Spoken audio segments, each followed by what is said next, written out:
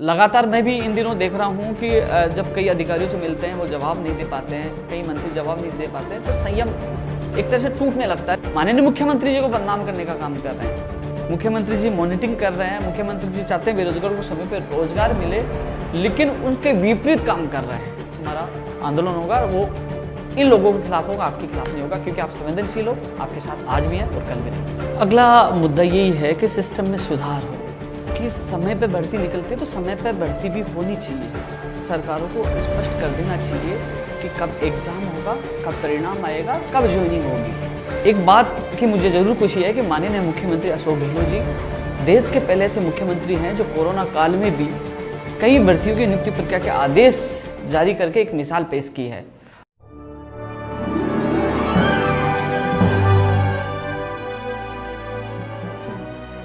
नमस्कार ट्रायंगल में आप सभी का स्वागत है। मैं हूं आपके साथ नीतू शर्मा। आज खास बातचीत में हमारे साथ हैं राजस्थान बेरोजगार एकीकृत महासंघ के संरक्षक और युवाओं की आवाज उपेंद्र यादव जी। सबसे पहले हम आपका स्वागत करते हैं हमारे चैनल में और आज हम जानेंगे इस खास बातचीत में युवाओं से जुड़े कुछ मुद्दों के बारे में। सर जी, सबसे पहले तो हम आपसे जानना चाहेंगे कि युवाओं की आप आवाज बन चुके हैं, काफी सारे काम आपने युवाओं के लिए किए हैं, तो अगला क्या मुद्दा है आपका युवाओं को लेकर? अगला मुद्दा यही है कि सिस्टम में सुधार हो। हम चाहते हैं कि समय पे भर्ती निकलती है तो समय पे भर्ती भी होनी चाहिए, यानी कि सरकारों को स्पष्ट कर देना चाहिए कि कब एग्जाम होगा, कब परिणाम आएगा, कब ज्वाइनिंग होगी। जिस प्रकार नेताओं के चुनाव फिक्स होते हैं कि कब चुनाव होगा, कब मतगणना होगी और कब वो शपथ लेगा, उसी प्रकार बेरोजगारों का भी कैलेंडर जारी होना चाहिए कि कब उसको ज्वाइनिंग मिलेगी, कितने दिन में ज्वाइनिंग मिल जाएगी। ऐसा नहीं कि भर्ती निकलती है 2013 से 2020 तक वो पूरी नहीं हो पाती।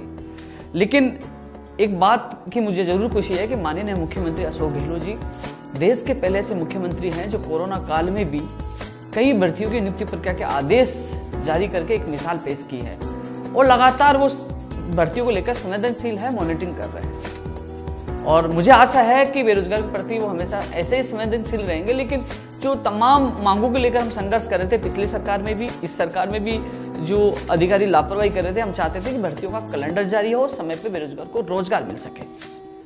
सर, ये आपने बताया कि बेरोजगारों की भर्ती के लिए अभी आप संघर्ष कर रहे हैं। पिछले काफी दिनों से देखा है कि आपकी जो संघ है उसकी तरफ से कोई भी धरना प्रदर्शन या ऐसी कोई घटनाएं सामने नहीं आई हैं। तो क्या आपको लगता है कि जो सिस्टम से जो आपकी मांग है वो अभी हाल फिलहाल पूरी हो चुकी है या अभी भी आप उसके लिए संघर्षरत हैं?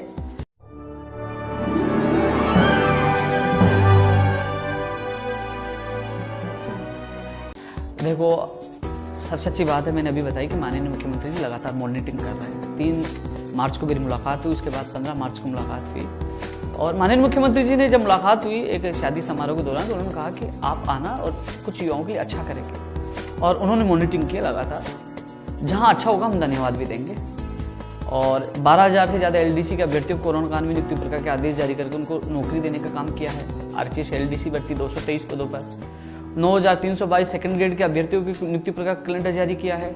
लैब टेक्नीशियन और रेडियोग्राफर भर्तियों की विज्ञप्ति जारी की है। तो लगातार कार्य कर रहे हैं। लेकिन जो आप कह रहे हो धरना प्रदर्शन की, मैं आपके चैनल के माध्यम से माननीय मुख्यमंत्री जी से निवेदन करना चाहूँगा, हम आपके साथ हैं, आप संवेदनशील हैं, लेकिन जो सिस्टम में बैठे कुछ अधिकारी या तो 587 पद जो एलडीसी में काट दिए गए थे या भर्तियों के गलत नियम बनाने से भर्तियाँ कोर्ट में अटक जाती हैं, समय पे परिणाम नहीं आते हैं, आरपीएससी जो अध्यक्ष है वो मिलता नहीं है, कुछ मंत्री भी अच्छी तरह से जवाब नहीं दे पाते हैं।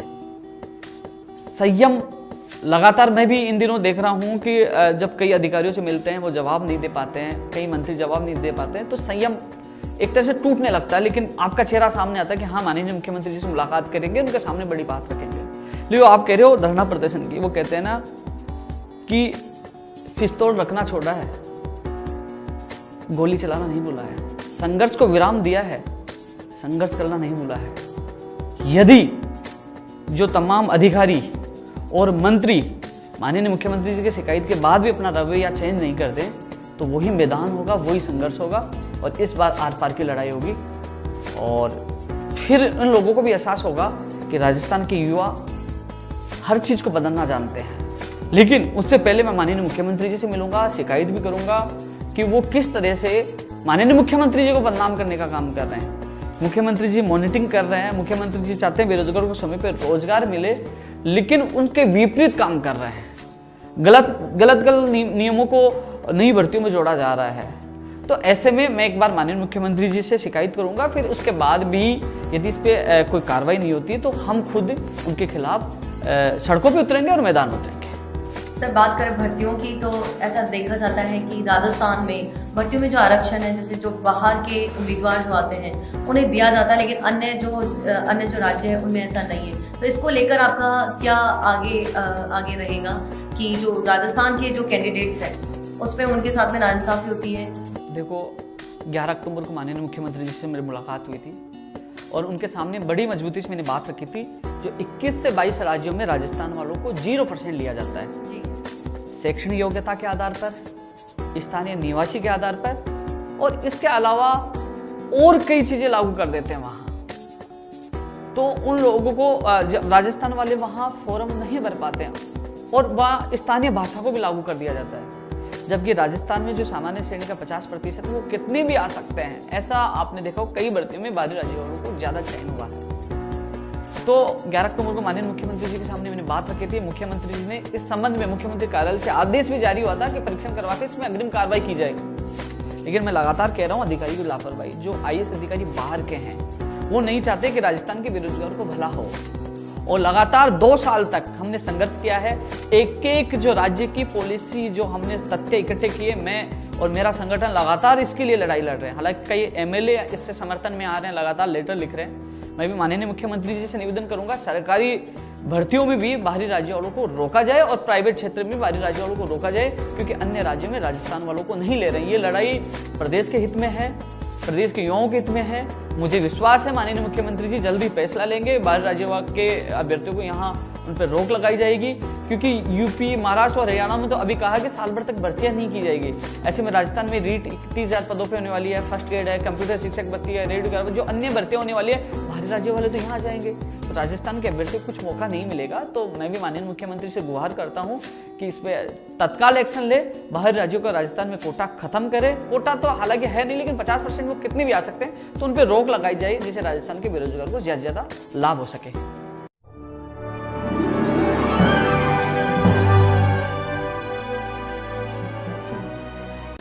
भर्तियों और परिणाम के अलावा और कौन से युवाओं से जुड़े मुद्दे हैं जिनकी तरफ आप सरकार का ध्यान आकर्षित करना चाहती हैं? देखो, सबसे बड़ी बात है, हम चाहते हैं माननीय मुख्यमंत्री जी से कि भर्तियों का कैलेंडर जारी हो। LDC भर्ती 2018 की नियुक्ति प्रक्रिया शुरू हो चुकी है, लेकिन उनका कैलेंडर करीब महीने भर पहले जारी हो गया था। राजस्थान के युवाओं की एक ही आवाज है, रीट 2020 का आयोजन होना है, लेकिन उसका न तो पैटर्न न परीक्षा तिथि का पता नहीं है। पहले 2 अगस्त थी, फिर 2 सितंबर किया गया। युवा यही कहते हैं कि आप फरवरी में करवा लीजिए एग्जाम, जनवरी में करवा लीजिए, दिसंबर में करवा लीजिए, लेकिन कैलेंडर तो जारी करो कि एग्जाम कब होगा, पैटर्न क्या होगा, परीक्षा तिथि क्या, जो परीक्षा तिथि के बाद परिणाम कब आएगा, ज्वाइनिंग कब होगी। तो एक कैलेंडर जारी होना तो वो बेरोजगार अपना लक्ष्य मानकर अच्छी तरह से तैयारी कर सकते हैं। अब क्या है कि कैलेंडर जारी होता नहीं है। माननीय मुख्यमंत्री जी ने 24 दिसंबर 2019 को घोषणा की थी कि 31,000 पदों पर वैकेंसी आएगी, फर्स्ट ग्रेड की भी वैकेंसी आएगी, लेकिन उसकी परीक्षा तिथि न जारी होना, पैटर्न जारी ना होना, ये सबसे बड़ी विभागीय लापरवाही है। माननीय शिक्षा मंत्री जी से मैंने निवेदन किया है, शिक्षा मंत्री जी को कई सुझाव दिए कि सेकंड ग्रेड का भी कैलेंडर जारी करो, आप LDC का कैलेंडर जारी करो। उन्होंने दोनों कैलेंडर जारी किया। आज कोई भी बेरोजगार शिक्षा मंत्री जी को और किसी मंत्री को ज्ञापन नहीं देता। आज वो इंतजार कर रहे हैं कि हाँ, हमें 24 जुलाई के बाद सेकंड ग्रेड में ज्वाइनिंग मिल जाएगी, हमें इस जुलाई से हमें LDC में ज्वाइनिंग मिल जाएगी। वो जब तक उनको कैलेंडर जारी नहीं होता, बेरोजगार चिंतित होता है हमें ज्वाइनिंग कब मिलेगी। वो फोन करते हैं, ज्ञापन देते हैं, धरना प्रदर्शन करते हैं। जब कैलेंडर जारी हो जाता है तो वो किसी को परेशान नहीं करते। जैसे दोनों भर्तियों में कैलेंडर जारी होने से ना मंत्री जी को समस्या हुई, ना सरकार को समस्या हुई और बेरोजगार खुश है। उसी प्रकार कोई भी भर्ती हो कि भैया कंप्यूटर शिक्षक भर्ती कब करवाएंगे, 2021 में करवाएंगे, 22 में करवाएंगे, 20 में करवाएंगे, रीट कब करवाएंगे, कौन सी भर्ती क्या करवाएंगे, तो वो विसंगतियां हैं जो कैलेंडर नहीं जारी करना, उनको दूर करना चाहिए, जिससे बेरोजगार अपनी तैयारी कर सके और वो सरकार के प्रति वो कभी आक्रोशित न हो, आंदोलन उनको करने की आवश्यकता नहीं पड़े। इसके अलावा इस चैनल के माध्यम से माननीय मुख्यमंत्री जी से मैं गुहार करना चाहूँगा कि जो ऊर्जा विभाग की जो भर्तियां हैं, जिसमें मात्र 50,000 के करीब अभ्यर्थी ही आवेदन कर पाते हैं, उनका परीक्षा केंद्र दिया जाता है यूपी बिहार। और वहाँ क्या होता है, वहाँ के लोग उस सेंटर को खरीद लेते हैं और वो वहीं के लोग सेटिंग करके नौकरी लग जाते हैं। जब राजस्थान में अधीनस्थ बोर्ड, आरपीएससी और जो राजस्थान की जो तमाम जो बड़ी बड़ी भर्तियां हैं, जिसमें 15 से 16 लाख लोगों के एग्जाम राजस्थान यहीं करवाता है, इनका परीक्षा केंद्र यहीं देता है, तो क्या 50,000 अभ्यर्थियों की परीक्षा केंद्र यहाँ नहीं दे सकते? यदि यहाँ परीक्षा केंद्र देते हो तो सही तरीके से वो भर्ती हो पाएगी, राजस्थान के बेरोजगारों को फायदा होगा, नहीं तो घपला होता रहेगा। और ये गड़बड़ियां क्यों है कि इसमें मिली भगत होती है अपने लोगों को लगाने के लिए, जिसमें कई आईएएस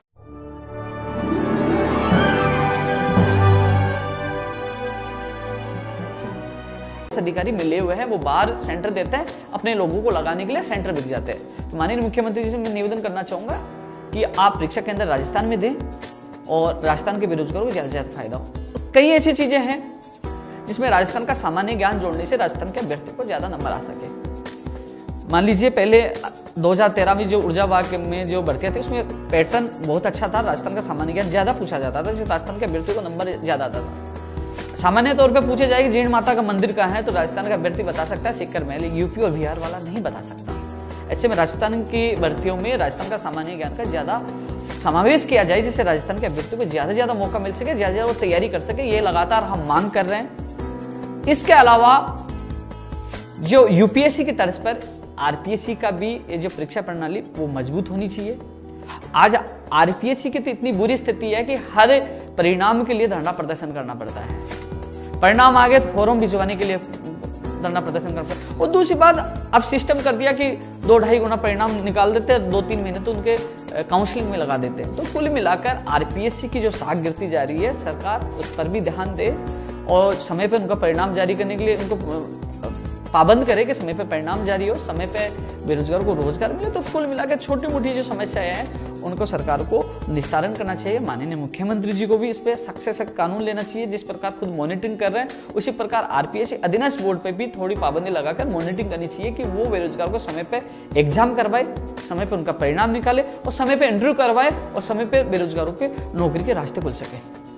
सर, सिस्टम के खिलाफ आपकी नाराजगी है, आपकी शिकायत है कि जो सिस्टम में कुछ ऐसे अधिकारी बैठे हैं जो इन सारे कार्यों को आसानी से नहीं होने देते हैं। तो ऐसे में सिस्टम को सुधारने के लिए आपकी क्या आपने क्या स्ट्रेटजी बनाई हुई है या आप क्या करने वाले हैं आगे कि सिस्टम में सुधार हो? क्या आप आगे राजनीति में आना अपना अगला लक्ष्य मानते हैं?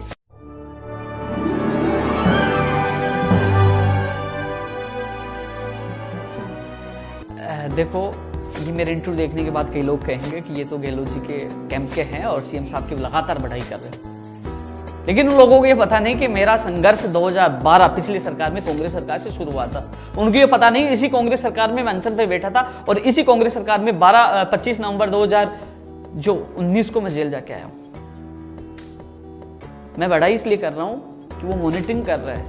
इस कोरोना काल में 12,000 एलडीसी वालों की ज्वाइनिंग प्रक्रिया उन्होंने शुरू की, कई लोगों के अभ्यर्थी को ज्वाइनिंग मिल गई और को मिलने वाली है, प्रोसेस में है सेकंड ग्रेड के आदेश की। तो मेरा फर्ज है, जो काम करेगा धन्यवाद देना मेरा फर्ज है। जहां सरकार से कम गलतियां होती हैं, जहां विसंगति होती है, मैं आवाज उठाता हूं। किसी पार्टी विशेष को चुना नहीं है। जो अच्छा काम करेगा धन्यवाद देना मेरा फर्ज है। माननीय मुख्यमंत्री ने अच्छा काम किया, धन्यवाद दिया और आगे भी दूंगा। जहां मुझे लगता है कि ये छात्र हित में नहीं है, वहां आंदोलन भी होंगे, प्रदर्शन भी होंगे, लेकिन जबरदस्ती किसी के खिलाफ बोलना, जबरदस्ती अंगुली करना बिल्कुल गलत है। कई लोग पूछते हैं कि आप तो मुख्यमंत्री जी के खिलाफ बहुत बोलते थे, आज क्यों नहीं बोलते? इसलिए नहीं बोलता कि जब मैं शादी समारोह में मिला तो उन्होंने खुद ने, माननीय मुख्यमंत्री जी मुझे देखते कहा कि एक बार आना, अपने युवाओं के लिए अच्छा निर्णय करेंगे। खुद मॉनिटरिंग कर रहे हैं, मुझे विश्वास है कि अच्छा निर्णय करेंगे। क्योंकि आप खुद देख लीजिए, यूपी, हरियाणा, महाराष्ट्र, उनकी 1 साल तक नौकरियां रोक दी गई। हमारी कम से कम प्रोसेस तो शुरू है। माननीय मुख्यमंत्री से मुलाकात होगी तो तमाम, मुझे ये भी पता है कि 2013 के एनएम जीएनएम जो है भर्ती है, 67-1900 पद हैं एनएम के और 4514 पद है जीएनएम के। पंचायत राज एलडीसी भर्ती 2013 10,029 पदों पर 587 जो एलडीसी 2018 में कम किए पद हैं। इसके अलावा आयुर्वेद नर्सिंग भर्ती है, रीढ़ शिक्षक भर्ती 2018 की एको सूची है, 16 है। उन तमाम जो इशू है माननीय मुख्यमंत्री जी को निर्णय लेने हैं, उनसे मुलाकात भी करनी है, उनके सामने मजबूती से बात रखेंगे कि हम वही व्यक्ति है जो कांग्रेस को समर्थन भी दिया था, साथ भी थे, आज भी साथ हैं। क्योंकि जो आप लोगों को कुछ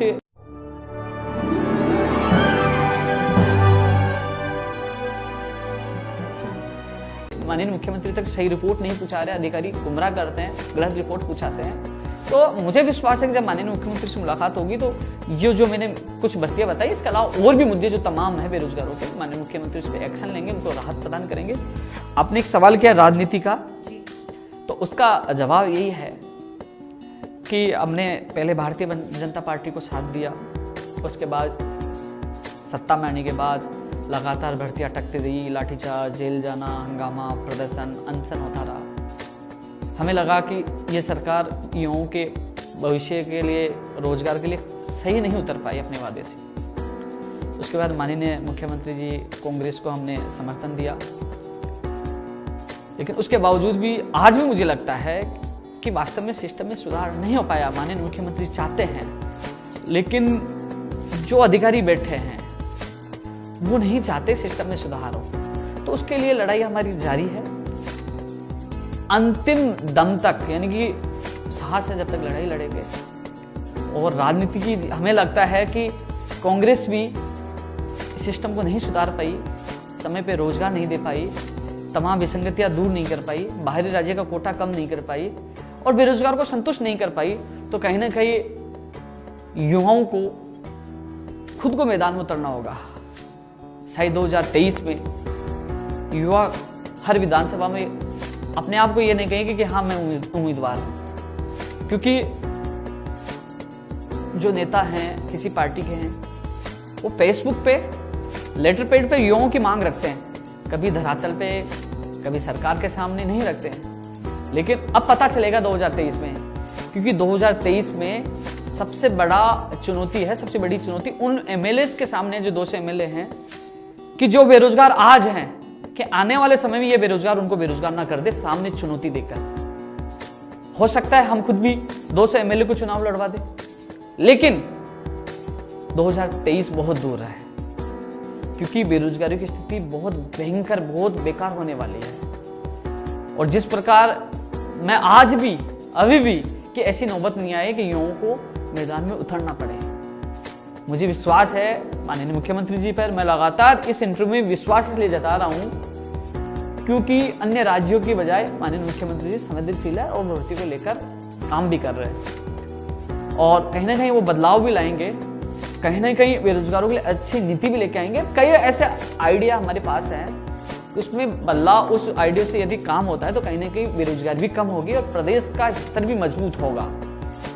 और जिस प्रकार हमने समर्थन दिया था, हमें आशा थी कि कांग्रेस पार्टी में युवाओं को समय पर रोजगार मिलेगा, उनको खुशियां मिलेगी, लेकिन अभी तक तो मेरे दिल की बात यही है कि अभी तक तो हमें हताशा मिली है, केवल माननीय मुख्यमंत्री जी को छोड़कर, कि वो हालांकि मॉनिटरिंग कर रहे हैं, कोशिश कर रहे हैं। बीच में कोरोना आ गया, जब पटरी पर सही स्थिति वापस होने लगी तो कोरोना आ गया, लेकिन फिर भी माननीय मुख्यमंत्री से ये निवेदन करेंगे कि आप युवाओं से उनकी चर्चा कर कर, समस्याओं को सुनकर उनका निस्तारण करने की कोशिश करें, जिससे युवाओं में आक्रोश ना हो, वो धरना प्रदर्शन ना करें। क्योंकि धरना प्रदर्शन करते हैं तो माननीय मुख्यमंत्री तक वही मंत्री कि साहब ये तो आपको बदनाम करना चाह रहे हैं, साहब ये तो आपके खिलाफ आंदोलन कर रहे हैं, साहब ये तो कांग्रेस सरकार को बदनाम कर रहे हैं, साहब ये तो ये कर रहे हैं। लेकिन माननीय मुख्यमंत्री जी, मैं आपसे निवेदन करना चाहता हूँ, मजबूरी होती है जब किसी मंत्री के पास जाए और बेइज्जती करे, सुने नहीं, बोले कहाँ से आ गए, अधिकारी नहीं सुने, भर्तियों को अटका दे, तो दिल रोता है। फिर मजबूरी में हमें मैदान में आना पड़ता है, संघर्ष करना पड़ता है। तो ऐसी स्थिति नहीं आए कि हमें दोबारा आना पड़े, क्योंकि हमें मौका दो। हम आपके सामने बात रखना चाहते हैं कि हाँ, कौन सा अधिकारी, कौन सा मंत्री लापरवाही कर रहा है और किस वजह से बेरोजगारों में आक्रोश है। यदि आप हमें मौका दोगे तो हम बताएंगे क्या कमी है, और यदि मौका नहीं मिलेगा तो मजबूरी में हमें आंदोलन भी करना पड़ता है, अनशन भी करना पड़ता है, सड़कों भी आना पड़ता है। तो शायद मैं बड़ी आशा के साथ माननीय मुख्यमंत्री से निवेदन करना चाहूँगा कि आप जल्द से जल्द युवाओं को बात रखने के लिए हमें मौका दें, जिससे हम आपको हमारी पीड़ा बता सकें, जिससे भविष्य में आंदोलन न हो। अन्यथा जो स्थिति वर्तमान की है, जो अधिकारी तानाशाही कर रहे हैं, पद काट रहे हैं, भर्तियों को अटका रहे हैं, समय परिणाम नहीं दे रहे हैं, जो मंत्री सुन नहीं रहे हैं, कोर्ट में जाना पड़ रहा है, कोर्ट से आदेश हो गया तो उसको इग्नोर कर रहे हैं। तो ऐसी स्थिति से मुझे लगता है कि आने वाले समय में बहुत बड़ा आंदोलन हो सकता है। वो मजबूरी में हमारा आंदोलन होगा, वो इन लोगों के खिलाफ होगा, आपके खिलाफ नहीं होगा, क्योंकि आप संवेदनशील हो, आपके साथ आज भी हैं और कल भी रहेंगे। इस खास बातचीत में हमारे साथ है राजस्थान बेरोजगार एकीकृत महासंघ के संरक्षक उपेंद्र यादव जी। आज उपेंद्र यादव जी बहुत सारे युवाओं की आवाज बन चुके हैं। इनके संघर्ष का परिणाम है कि युवाओं को जो उनकी भर्ती और परिणाम से जुड़े मुद्दे हैं, जिनसे उन्हें काफी परेशानी का सामना करना पड़ता है, वो आपकी वजह से उन्हें आसानी से ये मुद्दे सॉल्व हो जाते हैं। और इस खास बातचीत में बस इतना ही। देखते रहिए द एंगल। नमस्कार।